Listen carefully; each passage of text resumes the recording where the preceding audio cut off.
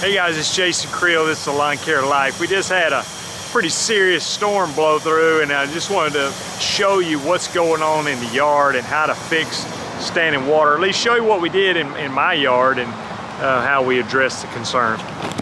We had a fairly low spot here in the yard, and you can see, I mean, probably, I don't know, 5 minutes ago, this was way worse of standing water. But anyway, we just had a huge rain come through, and you can see where the water's kind of flowing through over here and coming through this way.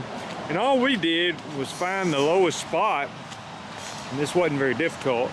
And we got one of these box drains right here that you put in the ground.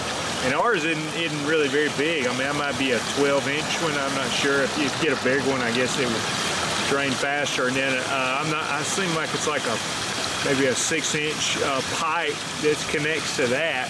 And we dug it with a little mini excavator, but you could get whatever you want to dig it by hand if you had to. Now in this situation, of course, you got to obviously have it flowing downhill, but it simply flows over here to a ditch, a drainage ditch that we have. So that's all there was to fixing that is getting the pipe. And I may not be able to show you what it looked like. Maybe I will. I don't know.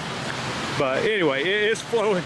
If you can see through there, there's some water rolling through there, and the pipe goes down there. Now all that water's not coming from my yard, I can assure you that.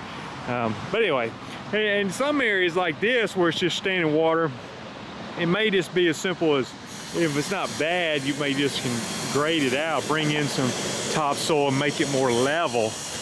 But you definitely want it flowing away from the house. But before, water would sit in this area for a long time, especially in the winter. It was just a low spot. I call it a goldfish pond. I could basically fish a spinnerbait through it. But you see now, it's nothing fancy, but it's definitely catching the water, and it wouldn't be a hurt. I think you can connect multiple boxes together. I mean, I still have a low spot over here. You can see all that's flowing towards that spot.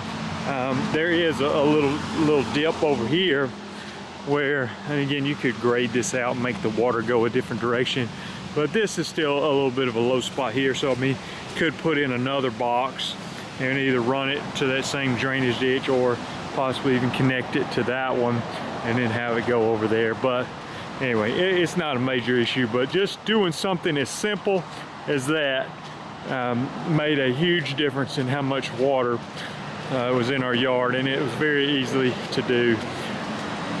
Certainly a DIY project if you're up for it.